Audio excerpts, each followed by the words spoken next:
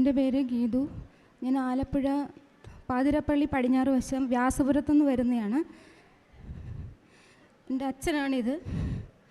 ഞാൻ 2018 ഏപ്രിൽ മാസം 25-ാം തീയതി വന്ന് ഇവിടെ ഉടമ്പടി എടുത്തതായിരുന്നു. എനിക്ക് അത് മുന്നോട്ട് പോയിക്കൊണ്ടിരിക്കുമായിരുന്നു. എൻ്റെ ഭർത്താവിൻ്റെ മദ്യപാനം മൂലം, അദ്ദേഹത്തിൻ്റെ ഒരിത് മൂലം എനിക്കത് പ്രാർത്ഥിക്കാൻ പറ്റാത്തൊരിത് വന്നു. പക്ഷെ എന്നിട്ടും ഞാൻ മാതാവിനെ കൈവിട്ടില്ല. മാതാവ് എൻ്റെ കൂടെ ഉണ്ടായിരുന്നു, ഇപ്പോഴും എൻ്റെ കൂടെ ഉണ്ട്. അതെനിക്ക് വിശ്വാസമുണ്ട്. ഇതെൻ്റെ അച്ഛന് ഈ കഴിഞ്ഞ മാസം കർക്കിടക മാസത്തിൽ മുമ്പായിട്ട് ഒരു ശ്വാസം മുട്ടലും പനിയുമായിട്ട് വന്നായിരുന്നു.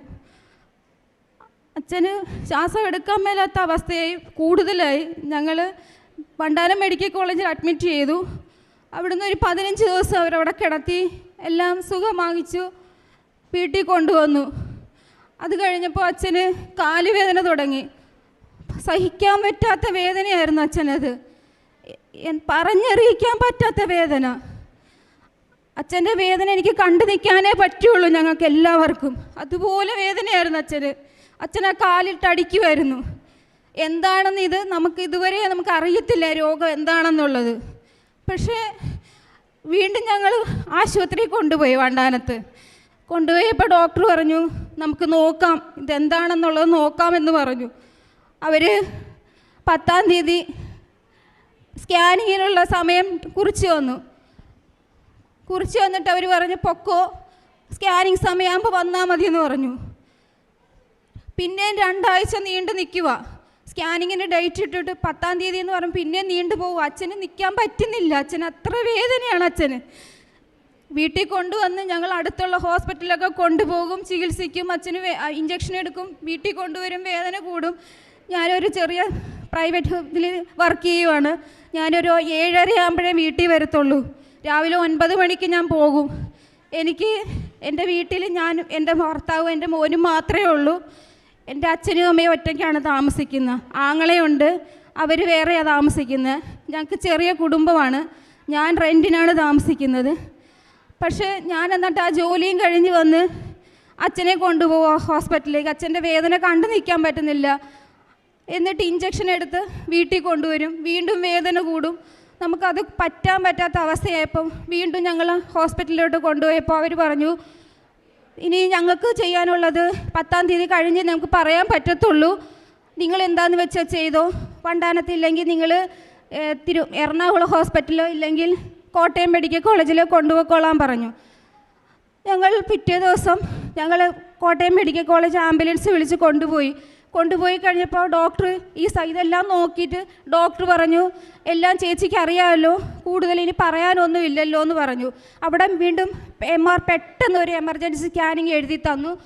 അതവർ ചെയ്തിട്ട് പറഞ്ഞു എല്ലാം അറിയാമല്ലോ, ഇനി ഒന്നും ഞങ്ങൾ പറയാനില്ല. ഇതാണ് അവസ്ഥ. ഞരമ്പിന് ബ്ലഡിൻ്റെ അതായത് ബ്ലഡ് ഓട്ടം വരുന്നില്ല, കോട്ടായിട്ട് നിൽക്കുകയാണ്.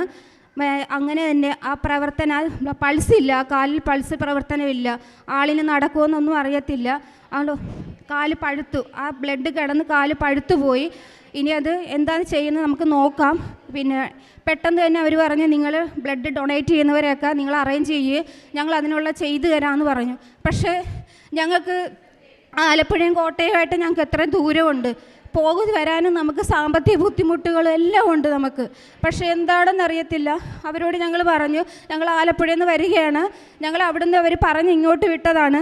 അപ്പോൾ ഞങ്ങൾക്കിനി ഇവിടുന്ന് ആരുമില്ല ഞങ്ങൾക്ക് ഡൊണേറ്റ് ചെയ്യാനായിട്ട്. അപ്പം ഞങ്ങളുടെ ഇതുണ്ട്, നിങ്ങൾ ആ രജിസ്റ്റർ ബുക്കിൽ നോക്കിയിട്ട് ആ ഡൊണേറ്റ് ചെയ്ത പേര് വിളിച്ച് 4 പേരെ നിങ്ങൾ അറേഞ്ച് ചെയ്യാൻ പറഞ്ഞു. അറേഞ്ച് ചെയ്തു.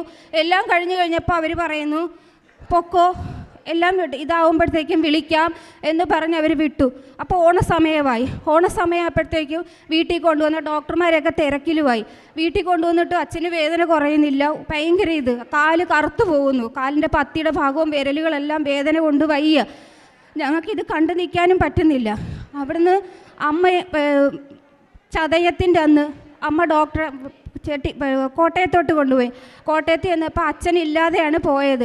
അച്ഛനില്ലാതെ ചെന്നപ്പോൾ ഡോക്ടർ ചോദിക്കുക അങ്ങനെ ഒരാളിവിടെ ഉണ്ടോ, അങ്ങനെ ഒരാളിവിടെ കിടന്നോ അവർക്ക് റിസൾട്ട് ഒന്നുമില്ല. കാരണം അവർ പറയുന്നത് ആൾ വ്യാഴാഴ്ചയാണ് അച്ഛനെ അഡ്മിറ്റ് ചെയ്യുന്നത്. ആ ഡോക്ടർമാരെ നമുക്ക് അറിയത്തുള്ളൂ. തിങ്കളാഴ്ച കൊണ്ടുവന്ന ഡോക്ടർമാർക്ക് എന്തറിയാം? ഒന്നും അറിയത്തില്ല. അതുകൊണ്ട് രോഗിയെ കൊണ്ടുവരാൻ പറഞ്ഞു. രോഗിയെ വിളിച്ചുകൊണ്ട് വരണമെന്നുണ്ടെങ്കിൽ 3000 രൂപ ആംബുലൻസ് കൊടുക്കണം. ഇവിടുന്ന് ഞങ്ങൾ 3000 രൂപ കടം മേടിച്ച് ഞങ്ങൾ പോയി. അമ്മയാണ് കൊണ്ടുപോയി. എനിക്ക് ജോലി സ്ഥലത്ത് ലീവ് പോലും കിട്ടുന്നില്ല. നമ്മൾ അതിൻ്റെ ഒരു വരുമാനത്തിൽ പോയിക്കൊണ്ടിരിക്കുക. പക്ഷേ എന്നിട്ട് എൻ്റെ അമ്മ കൊണ്ടുപോയി, എൻ്റെ അച്ഛനെ കൊണ്ടുപോയിട്ട് അപ്പോൾ അവിടെ ഡോക്ടർമാർ, ആ രോഗിയെ ഡോക്ടർമാരൊന്നുമില്ല. അവർ പറയുന്നത്, അവർ വിളിച്ച് ചോദിച്ചു, ഇന്ന പോലെ രോഗി വന്നിട്ടുണ്ട്, എങ്ങനെയാണെന്ന് ചോദിച്ചു. കാല് മൊത്തം ഇത്രയായി പോയി, എന്താ ചെയ്യേണ്ടത്? അപ്പോൾ അവർ പറഞ്ഞു, ആ ഭാഗം മൊത്തം, ആ തൊലി മൊത്തം മുറിച്ച് കളയാൻ പറഞ്ഞു. ഒരു വിരൽ മുറിച്ച് കളഞ്ഞു, ആ തൊലിയും മുറിച്ച് കളഞ്ഞു, മാംസം വരുന്ന അളവൊക്കെ അത് മുറിച്ച് കളഞ്ഞു. 2:45 മണിയായപ്പോൾ എൻ്റെ അമ്മയും എൻ്റെ അച്ഛനെയും കൂടെ വണ്ടാനത്തോട്ട് ജില്ലയിലോട്ട് പറഞ്ഞു വിട്ടു. പൊക്കോ, അടുത്തുള്ള ഹോസ്പിറ്റലിൽ കാണിച്ചാൽ മതിയെന്ന് പറഞ്ഞു. അവിടുന്ന് അതുങ്ങൾ 2 മണിയായപ്പോൾ അവിടുന്ന് പുറപ്പെട്ടു. ഇവിടെ വന്ന് ജില്ലയിൽ വന്നപ്പോഴത്തേക്കും അവർ രാവിലെ തന്നെ 8 മണിയായപ്പോൾ എന്നെ വിളിച്ചിട്ട് പറഞ്ഞു, ഞങ്ങളിവിടെ എത്തി, ആലപ്പുഴയിലെത്തി. അവരെന്നെ ഞങ്ങൾ പറഞ്ഞു വിട്ടു, ഇനി ഒന്നും ചെയ്യണ്ട, അവർ ഇത്രയേ ചെയ്തിട്ടുള്ളൂ എന്ന് പറഞ്ഞു. ഞാൻ പറഞ്ഞു, ഇതെന്ത് ചെയ്യും? ഇതിങ്ങനായ അച്ഛന് വേദനയെ സഹിക്കാൻ പറ്റുന്നില്ല, ഇവരെന്താണ് ഇങ്ങനെ? അതൊന്നും അറിയത്തില്ല. ഇവർ പറയുന്നത് ഇനിയും വണ്ടാനത്തോട്ട് പൊക്കോളാൻ പറഞ്ഞു. അങ്ങനെ വണ്ടാനത്തോട്ട് പോയി. വണ്ടാനത്ത് ചെന്നപ്പോൾ അവർ പറയുന്നത്, ഇനിയിപ്പോൾ 5 ദിവസം കഴിഞ്ഞിട്ട് വീണ്ടും കോട്ടയത്തോട്ട് കൊണ്ടുപോകണ്ടേ, അത് കാരണം നിങ്ങൾ വീട്ടിലോട്ട് പൊക്കോളാൻ പറഞ്ഞു. വീട്ടിലോട്ട് കൊണ്ടുപോയി. വീട്ടിൽ പോയി കഴിഞ്ഞപ്പം പിറ്റേ ദിവസം അവർ പറഞ്ഞ് ഡ്രസ്സ് ചെയ്യാനായിട്ട് ഈ മുറിച്ച ഭാഗങ്ങളും ഈ വിരലും മുറിച്ച ഭാഗങ്ങൾ ഡ്രസ്സ് ചെയ്യണം, ഇൻഫെക്ഷൻ ആകുന്നുണ്ട്. അതുകൊണ്ട് അടുത്തുള്ള ഹോസ്പിറ്റലിൽ നിങ്ങൾ കൊണ്ടുപോകണം, ഡെയിലി അത് ഡ്രസ്സ് ചെയ്യണം, മരുന്നുകൾ വെക്കണമെന്ന് പറഞ്ഞു. അത് എൻ്റെ അമ്മ കൊണ്ട് ചെട്ടിയാട് ഹോസ്പിറ്റലിൽ കൊണ്ടുപോയി. ആ ഡോക്ടർ വഴക്ക് പറഞ്ഞു, നിങ്ങൾ ഈ പേഷ്യൻറ്റിനെ ഇത്രയും വെച്ചുകൊണ്ടിരിക്കുകയായിരുന്നു എന്ന് ചോദിച്ച് വഴക്ക് പറഞ്ഞു. അച്ഛനെ കൊണ്ടുപോയി 3 ദിവസം അവിടെ പിടിച്ച് കിടത്തി ഡ്രസ്സിങ് കാര്യങ്ങളും ചെയ്തപ്പോൾ അവിടുത്തെ ഡോക്ടർ പറഞ്ഞു, സർജറി ഡോക്ടർ, ഇവിടെ സർജറി ഇല്ല, ഡോക്ടർമാരില്ല, ഇനി വണ്ടാനത്തോട്ട് നിങ്ങൾക്ക് പോകാൻ പറ്റത്തുള്ളൂ. അപ്പം ഓൾറെഡി നമ്മളെ കോട്ടയംകാർ കൈയൊഴിഞ്ഞ് കഴിഞ്ഞു, ഇനി അവർക്കൊന്നും ചെയ്യാനില്ലെന്ന് പറഞ്ഞു. ഇനിയിപ്പോൾ വണ്ടാനത്തോട്ടേ ഉള്ളൂ. വീട്ടിൽ പോലും കയറുന്നില്ല. ഞങ്ങൾ കർക്കിടകത്തിന് മുമ്പ് ഇങ്ങനെ ഓടിക്കൊണ്ടിരിക്കുക. ഞങ്ങൾ ഇതെന്തെന്നില്ലാത്ത ഓട്ടമായിരുന്നു ഞങ്ങൾക്ക്.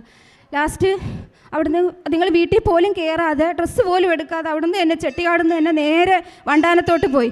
വണ്ടാനത്ത് ചെന്ന് അവിടെ പിടിച്ച് കിടത്തിയിട്ട് എല്ലാം വീണ്ടും ഒന്നൊന്നേം തുടങ്ങി. എല്ലാ ടെസ്റ്റുകളും വീണ്ടും തുടങ്ങി. ഓരോ കാര്യങ്ങളും ചെയ്ത് വന്നപ്പോൾ ഡോക്ടർ പറഞ്ഞു, തൊടയുടെ മേളിൽ നിന്ന് താഴത്തോട്ട് മുറിക്കണം, ഇനി അതേ ഉള്ളൂ നമുക്ക്, അതാണ് ചെയ്യാൻ പറ്റുന്നത്. കാല് മോശമായി തുടങ്ങിയിരിക്കുകയാണ്, അതുകൊണ്ട് ഇനി അതിനെക്കുറിച്ച് ഒന്നും ഇനി വേറെ ഒന്നും ചെയ്യാനില്ലടോ അമ്മച്ചി, ഇതുപോലെ ഇതാണ് ചെയ്യേണ്ടതെന്ന് പറയും. എന്നെ വിളിച്ച് കാര്യം പറഞ്ഞു. അമ്മ പറഞ്ഞു, അച്ഛനെ കാല് മുറിച്ച് കളയണമെന്നാണ് പറഞ്ഞത്. അപ്പോൾ അമ്മ പറഞ്ഞു, അമ്മയ്ക്ക് വിഷമമുണ്ട്, പക്ഷേ അമ്മ ആ വിഷമങ്ങളൊക്കെ എല്ലാം കടിച്ചമർത്തിയിട്ട് എന്നോട് കാര്യം പറഞ്ഞു. പക്ഷെ ഞാൻ 2018 ആ ഉടമ്പടി എൻ്റെ കയ്യിൽ ഇരിപ്പുണ്ട്. ആ ഉടമ്പടി പുസ്തകം, നമ്മുടെ പ്രാർത്ഥനാ പുസ്തകം എൻ്റെ കയ്യിലിരിപ്പുണ്ട്. ഞാനൊരു ദിവസം എനിക്ക് ഞാൻ പറഞ്ഞില്ലേ, ജോലിയായിട്ട് സംബന്ധമായിട്ട് എനിക്ക് പോകാൻ പറ്റുന്നില്ല. ഞായറാഴ്ച മാത്രമേ എനിക്ക് ലീവുള്ളൂ, അല്ലാത്ത സമയങ്ങളൊന്നും ലീവില്ല. അപ്പം ഞാൻ എൻ്റെ ഹസ്ബൻഡുമായിട്ട് ഞാൻ ചെന്നു. ഒരു ദിവസം ഞായറാഴ്ച ചെന്നിട്ട് ഈ പ്രാർത്ഥനാ പുസ്തകം എൻ്റെ അച്ഛൻ്റെ കാലിൽ വെച്ച് ഞാൻ ഒരു ലോക്കറ്റും അമ്മയുടെ ലോക്കറ്റും കൊടുത്തു. അച്ഛൻ്റെ ഷർട്ടിൻ്റെ പേരിൽ പിന്നെ ഞാൻ ഇത് തൂക്കിയിട്ട് കൊടുത്തിട്ട് പറഞ്ഞു, അച്ഛനൊരു കാലിലൊരു ഇത് വരുത്തില്ല, ഇനി അത് മുറിക്കേണ്ടി വരത്തില്ല അച്ഛാന്ന് പറഞ്ഞു. പക്ഷേ അച്ഛനും അമ്മയും അപ്പോഴും പറഞ്ഞ്, ഇല്ല മോളെ, ഇത് ഡോക്ടർമാർ വിധി എഴുതി കഴിഞ്ഞു, ഇനിയൊന്നും ചെയ്യാനില്ല നമുക്ക്, അതാണ് അത് പറയുന്നത്. ഞാൻ പറഞ്ഞു, ദൈവത്തിന് നടക്കാത്ത ഒരു കാര്യവും മനുഷ്യയിലൂ ഭൂലോകത്തില്ല അച്ഛാ, അത് സാധിക്കത്തില്ല, കാലുകൾ മുറിച്ച് കളയേണ്ടി വരത്തില്ല എന്ന് ഞാൻ പറഞ്ഞു. ഞാൻ അടിയുറച്ച് ഞാൻ വിശ്വസിച്ചു. പക്ഷേ ഞാൻ അവിടെ ഇരുന്ന് പ്രാർത്ഥിച്ചു. അവിടെയുള്ള പേഷ്യൻസിൻ്റെ എല്ലാ കൂടെ ഇരിക്കുന്നവരെല്ലാവരും എന്നെ നോക്കുന്നുണ്ടായിരുന്നു. പക്ഷെ അതൊന്നും ഞാൻ കാര്യമാക്കിയില്ല. എൻ്റെ അച്ഛൻ്റെ കാലിൽ തൊട്ട് ഞാൻ പ്രാർത്ഥിച്ചു കഴിഞ്ഞിട്ട് കുറേ ദിവസം കഴിഞ്ഞ് രണ്ടാഴ്ച കഴിഞ്ഞപ്പോഴത്തേക്കും പറയുന്നു, തൊട വഴിക്ക് മുറിക്കണ്ട, 10 വരെ മുറിച്ചാൽ മതി എന്ന് പറഞ്ഞു. 10 വരെ ആക്കി തന്നു എൻ്റെ അമ്മ. എനിക്കതിൽ വിശ്വാസമുണ്ട്. ഞാൻ അതിൽ പോയിക്കൊണ്ടിരിക്കുകയാണ്. 2018 എടുത്ത ഉടമ്പടിയാണ്, അതുകൂടെ ഓർക്കണം. 2018 എടുത്ത ഉടമ്പടിയാണ് ഞാൻ. ഇപ്പോഴാണ് ഞാൻ വന്ന് പുതുക്കിയത്. എന്നിട്ട് അത് വെച്ച് എൻ്റെ അച്ഛനോട് പറഞ്ഞു, ഇത് അച്ഛൻ കൈ വെച്ചോണം, ഇത് പ്രാർത്ഥിച്ചോണം, അച്ഛൻ അറിയാവുന്ന പോലെ അച്ഛൻ പ്രാർത്ഥിക്കണം എന്ന് പറഞ്ഞു.